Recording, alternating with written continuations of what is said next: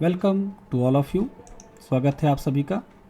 तो आज ये क्विंग थ्योरी की क्लास नंबर 2 है और हम लोग पढ़ रहे हैं सेमेस्टर 6 का पेपर 1 ऑपरेशन सर, जिसका पहला यूनिट में हमें पढ़ना है क्विंग थ्योरी। तो पिछली क्लास में हमने क्विंग थ्योरी के बेसिक्स के बारे में जाना, इंट्रोडक्शन देखा, क्विंग थ्योरी होती क्या है और इसके करैक्टरिस्टिक्स के बारे में जाना, कौन कौन सी करैक्टरिस्टिक्स होती हैं, जैसे कि क्यू का आने का पैटर्न क्या है, अराइवल रेट क्या है, अराइवल पैटर्न क्या है, सिस्टम की कैपेसिटी क्या है, सर्विस चैनल कितने हैं, क्यू डिसिप्लिन, इस तरीके से बहुत सारी चीज़ें। कस्टमर बिहेवियर कल हमने देखा और लास्ट में जो हमने देखा वो था ट्रांजिएंट एंड स्टेडी स्टेट। तो ट्रांजिएंट और स्टेडी स्टेट का मतलब होता है जब हमारा सिस्टम टाइम पे डिपेंड करता है तो हम उसे कहते हैं ट्रांजिएंट स्टेट, और जब सिस्टम टाइम पे डिपेंड नहीं करता है तो हम उसे कहते हैं स्टेडी स्टेट। जैसे बहुत सारे ऐसी जगह हैं जहाँ पर टाइम की कोई रिस्ट्रिक्शंस नहीं है। जब हम कभी रेल का टिकट बुक कर रहे होते हैं या कभी रेलवे स्टेशन जाते हैं तो देखते हैं 24 घंटे चलता रहता है। सिमिलरली बस स्टॉप और एयरपोर्ट्स, ये सब 24 घंटे ओपन रहते हैं। हॉस्पिटल्स, ट्रामा सेंटर लखनऊ का, मेडिकल कॉलेज का 24 घंटे ओपन है, कभी भी कोई जाए उसको इलाज मिलेगा। और हर वार्ड में एक इमरजेंसी बनाया जाता है, जैसे कि लॉरी कार्डियोलॉजी का है जिसमें इमरजेंसी वार्ड है जो 24 घंटे ओपन रहता है। इसी तरीके से अलग अलग डिपार्टमेंट में भी इमरजेंसी वार्ड बनाए जाते हैं जो 24 आवर ओपन रहते हैं। तो जब कभी भी हमारा सिस्टम टाइम पे डिपेंड नहीं करता है, यानी टी को हम कहते हैं टी टेंड टू इन्फिनिटी, तो हम इस सिस्टम को कहते हैं स्टेडी स्टेट सिस्टम। चलिए आगे बढ़ते हैं और नोटेशंस और सिंबल के बारे में जानते हैं।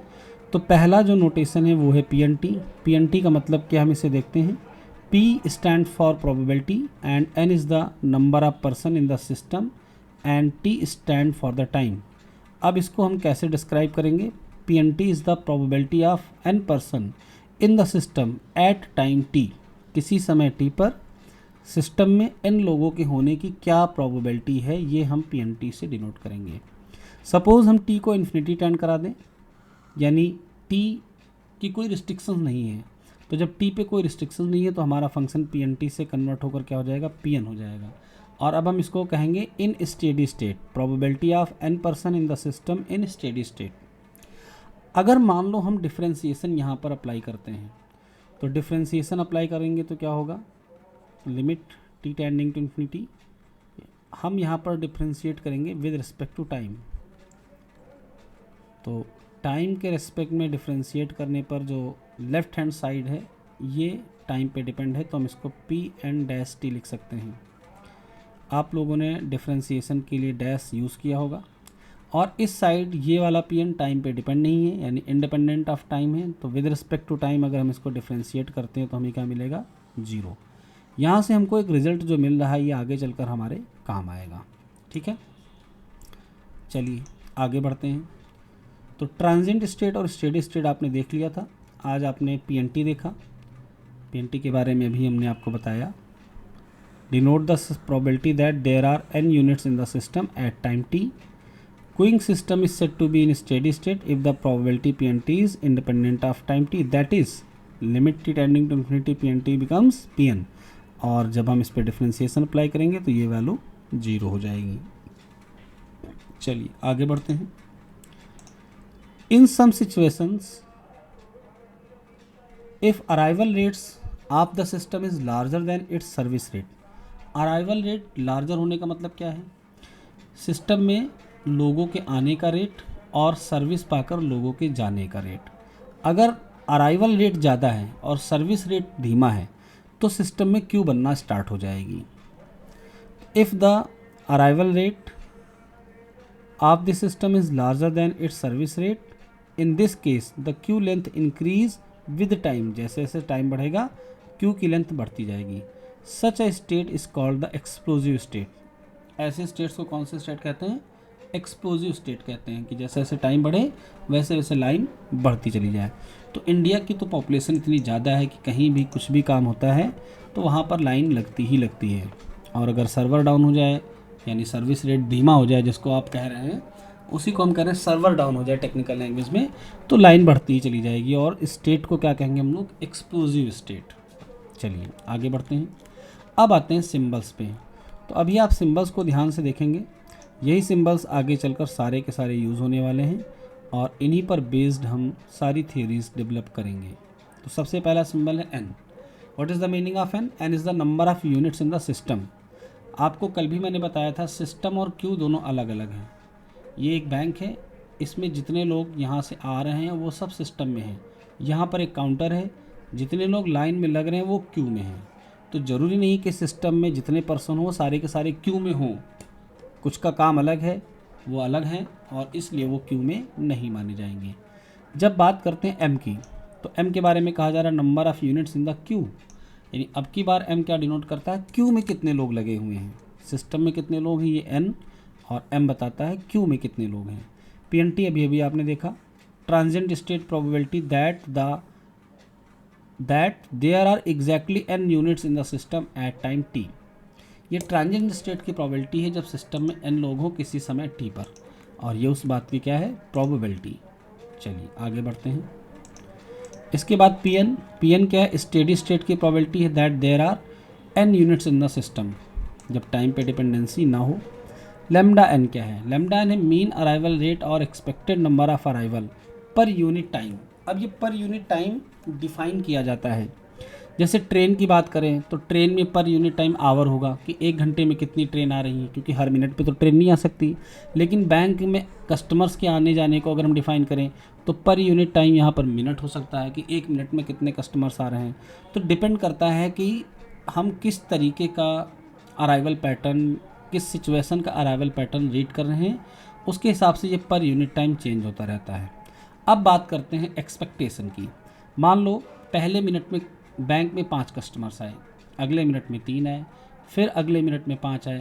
तो इस तरीके से हम एवरेज निकाल सकते हैं इन 3 मिनट का, ऐड करके हम 3 से डिवाइड कर देंगे। तो ये कहलाता है lambda n. What is lambda n? Mean arrival rate और expected number of arrival per unit time when there are N units in the system. जब सिस्टम में एन यूनिट्स हों उस समय मीन अराइवल रेट क्या है।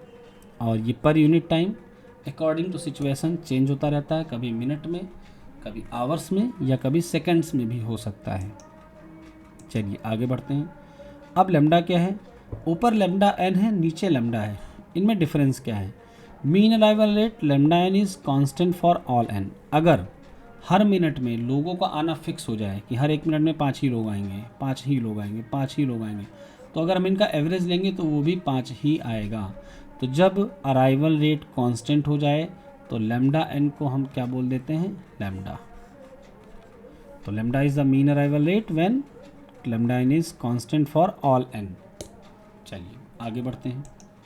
म्यू एन क्या है? Mu n is the mean service rate और expected number of customer served per unit time. Unit time का मतलब फिर वही है यहाँ पर मिनट, आवर्स और सेकंड्स। ये मीन सर्विस रेट है या expected number of customers served per unit time. जैसे 1 घंटे में कितने कस्टमर्स को सर्विस दी गई, ये दिन का पहला घंटा था। ऑफिस स्टार्ट हुआ 10 बजे से और ओपन रहेगा शाम को 5 बजे तक। तो 10 से 11 कितने कस्टमर्स को सर्विस दी गई? 11 से 12, फिर 12 से 1 और 1 से 2 लंच। तो फिर स्टार्ट करेंगे 2 से 3, 3 से 4 और 4 से 5 और ऑफिस बंद। तो ये हैं आवर्स जिनमें कस्टमर्स आ रहे हैं, सर्विस दी जा रही है। तो इसमें 5 को सर्विस दी गई, इसमें 10 को दी गई, इसमें 15 को, इसमें 3 लोगों को सर्विस दी गई। इस तरीके से पर आवर अगर हम लोगों का सर्विस काउंट कर लें तो हम यहाँ से एवरेज कैलकुलेट कर सकते हैं। चलिए आगे बढ़ते हैं। म्यू क्या है? Mean service rate when mu n is constant for all n. अगर ये म्यू एन यानी सर्विस रेट सबके लिए एक जैसा हो जाए तो हम इसको म्यू से रिप्रेजेंट करते हैं। आगे बढ़ते हैं। V is waiting time of a unit in the system. जब भी कोई एक कस्टमर सिस्टम में आने के बाद वेट करे तो हम उसे वी से डिनोट करते हैं, लेकिन अगर वो लाइन में लग कर वेट कर रहा है तो हम उसके लिए यूज़ करते हैं W. Waiting time of a unit in queue. Clear हो गया है? आगे बढ़ते हैं। Symbol rho is use for traffic intensity. Traffic intensity कैसे डिफाइन करता है बताते हैं हम आपको। देखिए रो को लिखा गया है लेमडा अपॉन म्यू। अब लेमडा आपको अभी भी मैंने बताया क्या होता है, ये होता है मीन अराइवल रेट यानी लोगों का आना, और ये क्या है? मीन सर्विस रेट यानी लोगों का सर्विस पाकर जाना।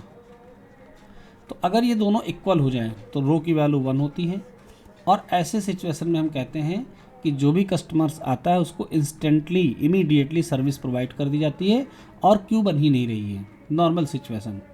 अब अगर रो हो जाए एक से ज़्यादा, तो एक से ज़्यादा ये कब होगी? जब इसका न्यूमरेटर डिनोमिनेटर से बड़ा हो जाए। लैम्डा ज़्यादा हो जाए किससे? म्यू से। लैम्डा है अराइवल रेट, यानी लोगों के आने का रेट बढ़ रहा है और सर्विस रेट कम है। ऐसे सिचुएशन में क्या होगा? क्यू बनेगी। और स्टेट कैसी होगी? Explosive state. एक सिचुएशन ये भी हो सकती है कि जब लैम्डा क्या हो जाए? म्यू से कम हो जाए, यानी अब की बार अराइवल सर्विस से कम हो गया, यानी आदमी देर में रहे लेकिन जैसे ही आते हैं उनको सर्विस तुरंत दे दी जाती है। तो ऐसे सिचुएशन में क्यू कभी फॉर्म ही नहीं होगी, और इस सिचुएशन में रो क्या होगा? लेस देन 1 होगा। तो rho is stand for traffic intensity, और ये बताता है कि इसकी वैल्यू अगर 1 है तो नॉर्मल स्टेट है, ग्रेटर देन 1 है तो एक्सप्लोजिव स्टेट है, इस तरीके से।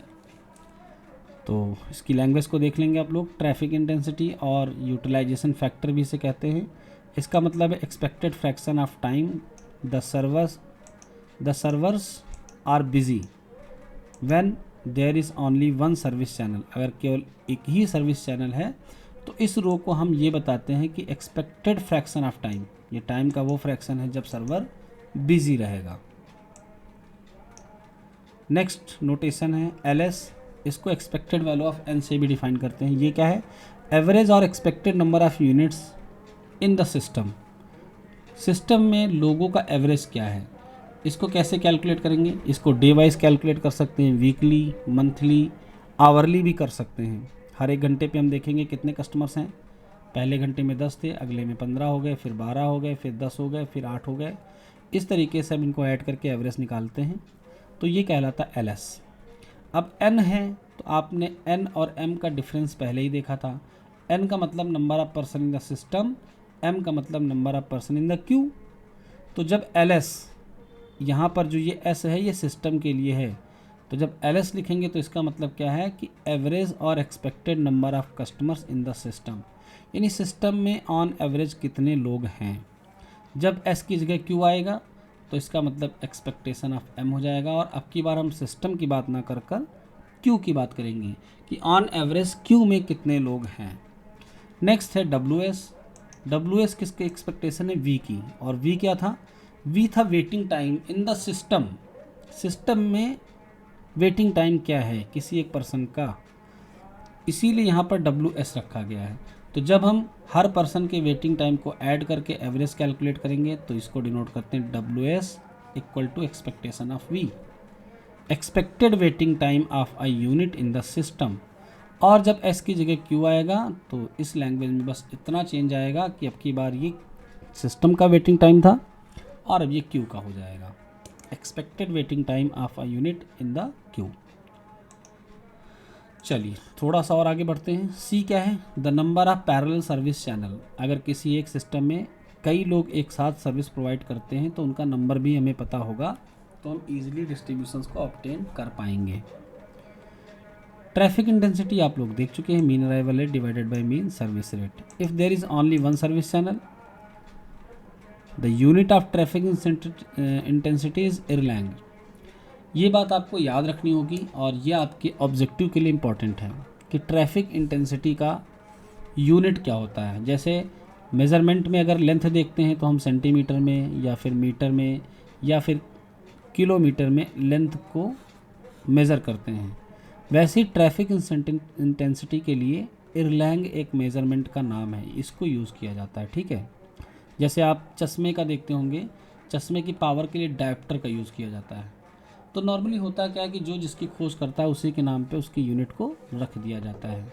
जैसे एक्सेलरेशन को देखें तो न्यूटन पर मीटर स्क्वायर करते हैं, मीटर पर सेकंड स्क्वायर। ठीक है, तो इसी तरीके से हम सबकी यूनिट्स के बारे में बात करते हैं। यहाँ पर रो यानी ट्रैफिक इंटेंसिटी की यूनिट को इरलैंग कहेंगे और ये आपको याद रखना है for objective question. The necessary condition for a system to be in steady state is that, यानी कोई भी सिस्टम स्टेडी स्टेट में कब होगा? स्टेडी स्टेट का मतलब जब वो टाइम पे डिपेंड ना हो। तो ये सिचुएशन तभी हो सकती है जब वहाँ पर क्यू ही ना लग रही हो, रो लेस देन 1 हो जाए। रो लेस देन 1 होने का मतलब ये वैल्यू लेस देन 1, ये वैल्यू लेस देन 1 होने का मतलब लैम्डा लेस देन म्यू, यानी अराइवल कम है और सर्विस रेट ज़्यादा है, यानी आदमी को आते ही सर्विस मिल जा रही है। तो इसको हम कहते हैं स्टेडी स्टेट की नेसेसरी कंडीशन। अगर ऐसी स्थिति आती है तो इसका मतलब है कि या तो वहाँ पे पॉपुलेशन बहुत कम है या फिर उसको इतनी ज़्यादा देर के लिए खोला जाता है कि लाइन लगती ही नहीं है, टाइम पे डिपेंडेंसी नहीं रहती, इसलिए ये बनता है स्टेडी स्टेट। तो वही लिखा हुआ है लैंग्वेज में। अगर ग्रेटर देन 1 हो जाए तो इसको क्या कहेंगे, in the case the number of units in the system increases with time, यानी इस केस में जैसे जैसे समय बढ़ेगा सिस्टम में लोग भी बढ़ेंगे। The system is said to be in explosive state. चलिए आगे बढ़ते हैं। तो अब हम प्रूफ की तरफ बढ़ते हैं धीरे धीरे। सबसे पहला हमें डराइव करना है डिस्ट्रीब्यूशन ऑफ अराइवल। अराइवल मतलब लोगों का आना किसी सिस्टम में, इसीलिए इसको प्योर बर्थ भी कहते हैं। अच्छा, प्योर बर्थ में प्योर क्यों लगा, हम इसको सिर्फ बर्थ प्रोसेस भी तो कह सकते थे। लोगों के आने को हम बर्थ मान लें अगर किसी सिस्टम में, तो हम इसको बर्थ कह सकते थे। प्योर बर्थ क्यों कहा गया, प्योर बर्थ कहने का मतलब है कि सिस्टम में लोगों के आने से हमको मतलब है, लोगों के जाने से हमको कोई मतलब नहीं है। सिस्टम में हमको सिर्फ आने का पैटर्न देखना है, आने का डिस्ट्रीब्यूशन डिराइव करना है कि क्या डिस्ट्रीब्यूशन है लोगों के आने का, लोगों के आने की प्रोबेबिलिटी क्या है। जाने से कोई मतलब नहीं है। तो जब जाने से मतलब नहीं है, सिर्फ आने से मतलब है, तो सिस्टम को कहा गया प्योर बर्थ, केवल आने से मतलब। तो अब हम डिराइव करेंगे अराइवल का डिस्ट्रीब्यूशन, या प्योर बर्थ प्रोसेस कहते हैं इसको, और ये पॉइसन प्रोसेस को फॉलो करता है, यानी लोगों का आना पॉइसन डिस्ट्रीब्यूशन को फॉलो करता है। कैसे, हम इसकी प्रूविंग अभी करेंगे। आपके एग्ज़ाम में कई बार पूछा गया है, ये कुछ ईयर्स हैं जो यहाँ पर लिखे हुए हैं, लेकिन इनके अलावा बहुत बार ये पूछा गया है प्योर बर्थ प्रोसेस। आगे चलकर हम बर्थ प्रोसेस और डेथ प्रोसेस को साथ साथ पढ़ेंगे। डेथ मीन्स लोगों का सर्विस पाकर वहाँ से चले जाना। तो आपके कोर्स में प्योर बर्थ के साथ साथ प्योर डेथ प्रोसेस भी है, यानी सिर्फ हम लोगों के जाने को देखें, सिर्फ लोगों के आने को देखें, और इसके बाद मॉडल्स की स्टार्टिंग होगी जिसमें हम आने और जाने दोनों पर फोकस करेंगे। ठीक है, तो पहले हम बर्थ प्रोसेस का डेरिवेशन की तरफ चलते हैं। हम ये प्रूफ करेंगे कि लोगों का आना किसी सिस्टम में पॉइसन डिस्ट्रीब्यूशन को फॉलो करता है। लेकिन इसके पहले हम आपको कुछ बेसिक चीज़ें बताएंगे। जैसे जब भी हम कोई नई थ्योरी डेवलप करते हैं तो फिर हम उसमें कुछ चीज़ें सपोज करके चलते हैं। जैसे जब इंग्लिश लैंग्वेज बनी तो क्या सपोज करके चला गया, जब इंग्लिश लैंग्वेज बनी तो सबसे पहले सिंबल सपोज किए गए। सिंबल कहीं आसमान से नहीं आए थे, इनको बनाकर बस सपोज किया गया कि इसको हम ए कहेंगे, इसको बी कहेंगे, इसको सी कहेंगे, इसको डी कहेंगे। इस तरीके से सिंबल सपोज किए गए। जब ये सारे सिंबल ए से जेड तक बन गए तो इन पर बेस्ड हम लोगों ने एक लैंग्वेज बनाई। पहले इसको सांकेतिक भाषा कहते थे, यानी सिंबल वाली लैंग्वेज। लेकिन धीरे धीरे चलकर हमने इस लैंग्वेज को या इस सिंबल को इतना ज़्यादा इंडल्ज कर लिया, इतना ज़्यादा एब्जॉर्व कर लिया कि अब इन पर बेस्ड हम पूरी पूरी लैंग्वेज को पढ़ सकते हैं और समझ सकते हैं। पहले लेटर्स बने, फिर शब्द बने, फिर शब्द का मीनिंग निकला, और इस तरीके से लैंग्वेज। अभी हम क्विंग थ्योरी के डेरिवेशन की तरफ चलने वाले हैं। तो जब क्विंग थ्योरी में हम डेरिवेशंस करेंगे तो सबसे पहले कुछ चीज़ों को हम सपोज करके चलेंगे, मान कर चलेंगे। इनको हम एक्सियम्स कहते हैं। एक्सियम की हिंदी होती है स्वयं सिद्ध या फिर अभिग्रहित, यानी जिनको जो कहीं से आए नहीं हैं, यहीं से सब कुछ स्टार्ट है, यानी यहीं से सब कुछ बना है, और हम एक्सियम्स को प्रूफ नहीं करते हैं, इसीलिए इनको कहते हैं स्वयं सिद्ध, यानी ये ऑटोमेटिकली प्रूफ है। बाद में जब थ्योरी डेवलप हो जाएगी तब हम इन एक्सियम को उस थ्योरी की मदद से करके दिखाएंगे कि हाँ, जो हमने सपोज किया था वो आ रहा है, यानी कि जो हमने सपोज किया था वो सही है। ठीक है, तो आई थिंक आपको एक्सियम क्लियर हो गए होंगे कि एक्सियम क्या होते हैं। इनको हम सपोज करते हैं किसी थ्योरी को डेवलप करने के लिए। तो कौन कौन से एक्सियम्स हैं जिनको हम सपोज करने वाले हैं, आज की क्लास में हम एक्सियम्स का डिस्कशन करेंगे। पढ़ते हैं। The process in which only arrivals are counted, ऐसी प्रक्रिया जिसमें हम केवल लोगों के आने को ध्यान में रखें, and no departure take place, और डिपार्चर से हमारा कोई लेना देना नहीं, is called pure birth process. The term birth refers to the arrival, birth का मतलब लोगों के आने से, of a new unit in the system, किसी एक नए पर्सन का सिस्टम में आना, is called a birth. And the term death refers to the departure of served unit, और अगर उस यूनिट को सर्विस मिल गई और वो चला गया तो दैट इज़ कॉल्ड डेथ। अब थ्योरम्स में करना क्या है, if arrivals are completely random, यानी लोगों का आना कम्प्लीटली रैंडम हो, किसी पैटर्न को फॉलो ना करता हो, तो जब ऐसा होगा completely random, then the number of arrivals in a fixed time interval follows a Poisson distribution। उस सिचुएशन में लोगों का आना कौन से डिस्ट्रीब्यूशन को फॉलो करेगा, पॉइसन को। ये है थ्योरम। अब इसको प्रूफ करेंगे, लेकिन इसके प्रूफ करने में एक्सियम्स को हम पहले देखेंगे, फिर इनकी मदद से हम इसको प्रूफ करेंगे।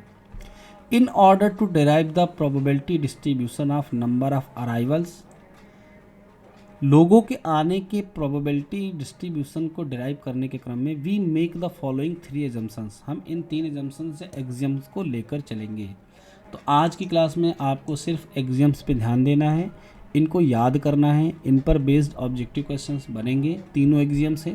तो चलिए एक्सियम नंबर 1 पे बात करते हैं, ये क्या है।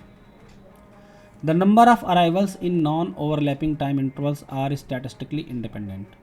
नॉन ओवरलैपिंग टाइम का मतलब ये कि अगर हम 9 से 10 बजे का एक स्लॉट ले रहे हैं और इसमें आने वाले पर्सन है 8, तो अगला स्लॉट हमारा 10 के आगे से स्टार्ट होगा और वो 11 तक गया, इसमें आने वाले लोग हैं 10। ये दोनों आपस में कोई कनेक्शन नहीं रख रहे हैं, यानी इनका आना प्योरली इंडिपेंडेंट है। तो एक्सियम 1 ये कहता है जो नंबर ऑफ अराइवल्स है non overlapping time, non overlapping time मतलब एक ओवरलैप टाइम भी ऐसे हो सकता है, जैसे हमने एक टाइम इंटरवल 9 से 10 का लिया और दूसरा ले लिया 9:30 से 10:30 का, तो इसमें क्या हो रहा है, ये टाइम इंटरवल ओवरलैप कर रहे हैं, आधे घंटे का ओवरलैपिंग हो रहा है। ये 10 से स्टार्ट है जबकि ये 9:30 से स्टार्ट है, तो ये आधे घंटे का जो 9:30 से 10 वाला है वो दोनों में है, इसलिए ओवरलैपिंग नहीं हमको लेना। हमको कौन सा टाइम इंटरवल लेना, नॉन ओवरलैपिंग। और इन नॉन ओवरलैपिंग टाइम में लोगों का आना प्योरली इंडिपेंडेंट। तो पहला एग्जाम हम लोगों ने क्या सपोज किया, the number of arrivals in non overlapping time intervals are statistically independent, that is the process has independent increment, यानी हम जो भी प्रोसेस की स्टडी करने जा रहे हैं उसमें इंक्रीमेंट इंडिपेंडेंटली होने वाला है। अब आते हैं एग्जाम 2 पे। What is exam 2, if there are n units in the system at time t, मान लेते हैं किसी समय सिस्टम में n लोग हैं और टाइम है t, the probability of exactly 1 arrival during the small time interval delta t। तो एक छोटा सा टाइम इंटरवल लिया गया डेल्टा t, और इस डेल्टा t में किसी एक सिंगल पर्सन के अराइवल की प्रोबेबिलिटी लिखा है ना, द प्रोबेबिलिटी, आपने अभी सिंबल पढ़ा था PNT, मतलब probability of n person in the system at time t। यहाँ पर हम क्या कर रहे हैं, n यूनिट्स हैं सिस्टम में किसी समय t पर, ये माना है, फिर आगे लिख रहे हैं द प्रोबेबिलिटी ऑफ एग्जैक्टली 1, तो प्रोबेबिलिटी के लिए p लिखा, एग्जैक्टली 1 अराइवल के लिए यहाँ 1 लिखा, during the small time interval delta t, और टाइम इंटरवल डेल्टा t था, इसलिए ये सिंबल क्या बन गया, the probability of exactly 1 arrival during the small time interval delta t। अब ये प्रोबेबिलिटी क्या सपोज की गई एक्सियम के थ्रू, ये सपोज की गई ये lambda delta t plus order of delta t, जो ये एक्सियम के थ्रू सपोज किया गया, ये बाद में प्रूफ भी करवाएंगे अकॉर्डिंग टू थ्योरी। थ्योरी में जब कहा जा रहा है कि लोगों का आना पॉइसन है, तो जब ये प्रूफ हम कर लेंगे तो उस पॉइसन से ये वाली बात को भी बाद में हम प्रूफ करके देख सकते हैं। यहाँ पर लैम्डा डेल्टा टी का मतलब है lambda is the mean arrival rate, यानी पर यूनिट टाइम कितने लोग आ रहे हैं, और डेल्टा टी वो एक शॉर्ट टाइम इंटरवल है जिसमें हम प्रोबेबिलिटी की कैलकुलेशन करने जा रहे हैं।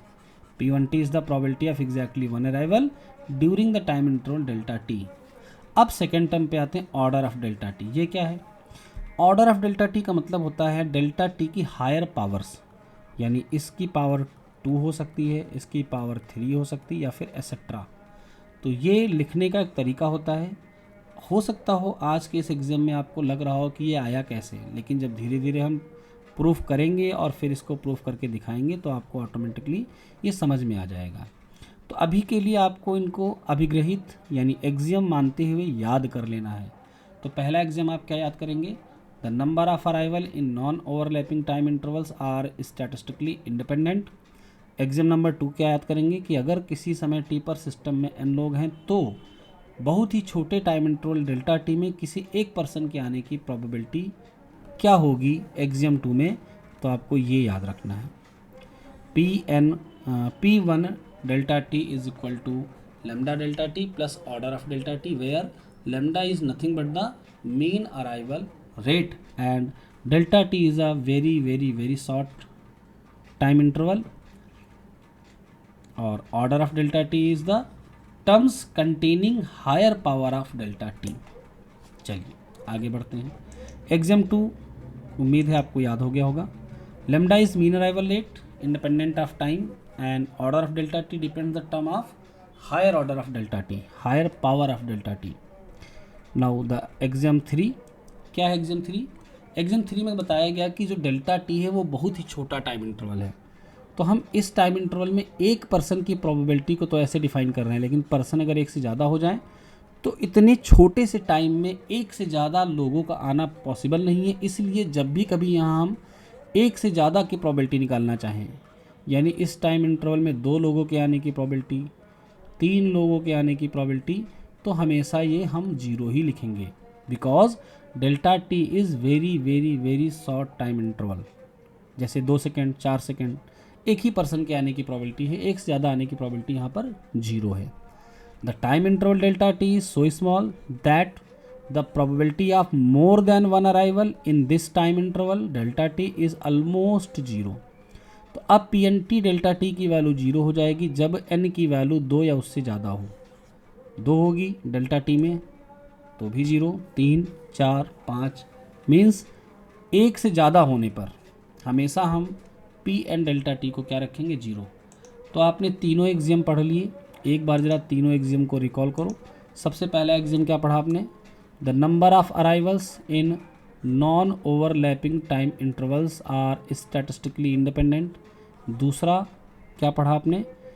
Delta t is a very short time interval and the exactly one arrival in this time interval, probability of exactly one arrival in this short time interval is equal to lambda delta t plus order of delta t, where lambda is the mean arrival rate and order of delta t is the higher power containing higher powers of delta t. Now the third exam is p and delta t should be 0 when n is greater or equal to 2। जब system में short time interval में 2 या 2 से ज़्यादा लोग आने की कोशिश करते हैं तो इनके आने की प्रोबेबिलिटी क्या होगी? 0। तीनों एग्जाम आपको क्लियर? Yes sir. ओके, तो एग्जाम्स के पढ़ने के बाद हम अब सीधे डेरिवेशन की तरफ चलेंगे, लेकिन इसके पहले कि हम डेरिवेशन करें आपको एक टॉपिक और हम आपको क्लियर करवाएंगे। चलिए पहले इसको पूरा कर लेते हैं। The probability of n arrivals during time interval t is denoted by p n t. ये तो आपने पहले ही देखा कि किसी समय टी पर सिस्टम में एन लोगों की प्रोबेबिलिटी को हम पी एन टी से डिनोट करते हैं। अब जो केसेस स्टार्ट हैं ये आपको अगली क्लास में डिराइव करवाएंगे, लेकिन अगली क्लास में आपके लिए एक पॉइंट या एक टॉपिक ज़रूरी है जो पहले से पता होना चाहिए, वो है फर्स्ट ऑर्डर की डिफरेंशियल इक्वेशन को कैसे सॉल्व किया जाता है। तो अगर आपको याद है तो अच्छी बात है, नहीं तो हम आज आपको इंट्रोडक्शन बता देते हैं, इसको आप देख के तैयार कर लेना। तो फर्स्ट ऑर्डर की डिफरेंशियल इक्वेशन का जो स्टैंडर्ड फॉर्म होता है वो होता है d y by d x plus, यहाँ पर एक एक्स का फंक्शन होता है, साथ में वाई होता है, और यहाँ पर भी एक एक्स का फंक्शन या कांस्टेंट। मतलब इन दोनों जगहों पे अगर हम पी एक्स और क्यू एक्स की बात करें तो ये या तो कांस्टेंट होंगे या फिर फंक्शन ऑफ एक्स होंगे। तो ये फर्स्ट ऑर्डर की डिफरेंशियल इक्वेशन का स्टैंडर्ड फॉर्म है। हम इसको y dash plus p y is equal to q से भी डिनोट कर सकते हैं। अगर फर्स्ट ऑर्डर की डिफरेंशियल इक्वेशन आपको सॉल्व करनी है तो सबसे पहले आपको कैलकुलेट करना होता है इंटीग्रेटिंग फैक्टर। अब इंटीग्रेटिंग फैक्टर को कैसे कैलकुलेट किया जाता है? हम ई की पावर में यहाँ पर पी रखते हैं, कौन सा पी? जो इसका कोफिशिएंट है, और दूसरा जो वेरिएबल है जिसके रेस्पेक्ट में डिफरेंशिएशन हो रहा है, जैसे यहाँ पर एक्स के रेस्पेक्ट में है तो हम यहाँ पर डी एक्स लिख के इसको सॉल्व करते हैं, तो आता है इंटीग्रेटिंग फैक्टर। अब अपने केस में जब हम टाइम के साथ डील कर रहे हैं तो हमारे पास डी टी होगा, यानी हम टी के रेस्पेक्ट में यहाँ पर डिफ्रेंशिएट करेंगे। तो फर्स्ट ऑर्डर की डिफरेंशियल इक्वेशन का स्टैंडर्ड फॉर्म ये है। इसको सॉल्व करने के लिए हम इंटीग्रेटिंग फैक्टर कैलकुलेट करते हैं। जब इंटीग्रेटिंग फैक्टर आता है तो हम इस इंटीग्रेटिंग फैक्टर से पूरी इक्वेशन को मल्टीप्लाई कर देते हैं, और मल्टीप्लाई करने के बाद वो इक्वेशन ईजिली सॉल्व हो जाती है। कैसे, ये हम आपको कल की क्लास में करके दिखाएंगे। आज की क्लास में बस आपको इतना करना है कि घर में जाकर जो भी आपने फर्स्ट ऑर्डर की डिफरेंशियल इक्वेशन का इस तरीके से सॉल्यूशन पढ़ा उसको देख लेना। अगर आप उसको देख कर चलते हैं तो कल की क्लास आपके लिए बहुत आसान होने वाली है।